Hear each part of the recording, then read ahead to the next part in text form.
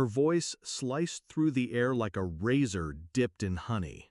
"Still alone, I see," she smirked, champagne glass poised just beneath her lip like a weapon. She was wearing pearls, expensive ones. I'd paid for the first set, back when her smiles were still genuine. I just smiled. Not wide, just enough to be polite. The room was warm with clinking glasses and curated laughter.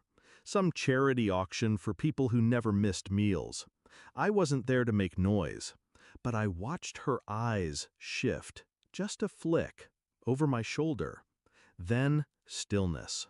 The color drained from her face. She didn't finish her drink. She didn't speak again. Because my wife, the real one, had just walked in. And she looked familiar. Too familiar.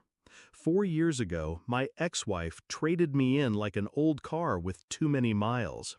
She said she needed more, a different kind of love. One with yachts and private chefs and European ski trips. I let her go without a fight. The silence I gave her was louder than any courtroom. I rebuilt, slowly, quietly. 1 year later, I met someone, sharp, elegant, mysterious in the right places. I never talked about my ex. She never asked. But now, watching the two of them lock eyes across a crowded ballroom, it clicked. The way my new wife tilted her head, that practiced arch of her brow, I'd seen it before. Rehearsed, refined, copied. My ex wasn't just shocked. She was staring at herself. Or at least, a better version. After that night, I started watching. Not her, them. How my wife smoothed her hair, checked her lipstick, smiled when nobody was looking. How she studied old photos in the drawer she thought I didn't notice. How she used the exact same phrases my ex used to toss at me like scraps. "Don't be dramatic. Let's not make this about feelings. I'm not yours to fix." One evening, she got a call and stepped out. She left her laptop open. I looked, not for long, just enough to find the email. To Claire_Walsh@macmail.com. Subject, almost there.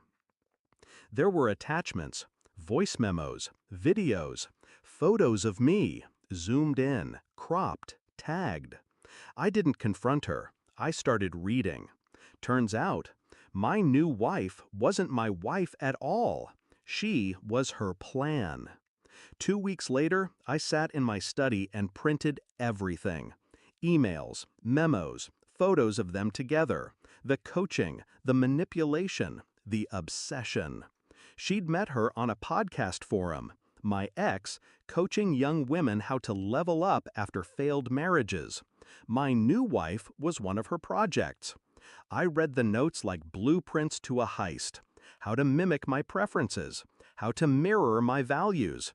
How to break me quietly, one touch at a time. It wasn't love. It was architecture. My entire marriage had been a study in psychological warfare, engineered by the woman who once vowed to grow old beside me. The goal? Bleed me slowly. Then marry up again.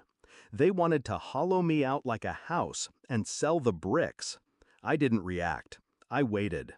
The next time my ex invited me to one of their events, I accepted. I brought my wife. She wore red silk. My ex always hated red. We walked in like royalty, side by side. Half the room knew her, the other half whispered. She smiled at everyone, even her, especially her. Drinks flowed, the band played, laughter swirled. Then, quietly, I handed my ex a black envelope. No words. She opened it beneath the chandelier. Photos, printed emails, a USB. She didn't blink at first. Then she looked at my wife and saw herself staring back. The younger, colder, upgraded version. "What is this?" she asked, throat tight. My wife leaned in, her whisper soft and deadly. "Just feedback on your coaching program." We never spoke again. She divorced the rich man 6 weeks later, Something about public humiliation, leaked emails, unfit character. My new wife didn't stay either. She knew the game was over. I didn't chase her, didn't ask questions, didn't feel anything at all. I'd already won. Not because I broke them, but because I let them reveal themselves, fully, shamelessly. I sat with my coffee one morning, silence filling the corners of the house. No drama, no women practicing someone else's smile. Just peace. Calculated, earned. The last line she ever said to me still echoes now and then. Still alone, I see. She was right. But here's the difference. Now, I prefer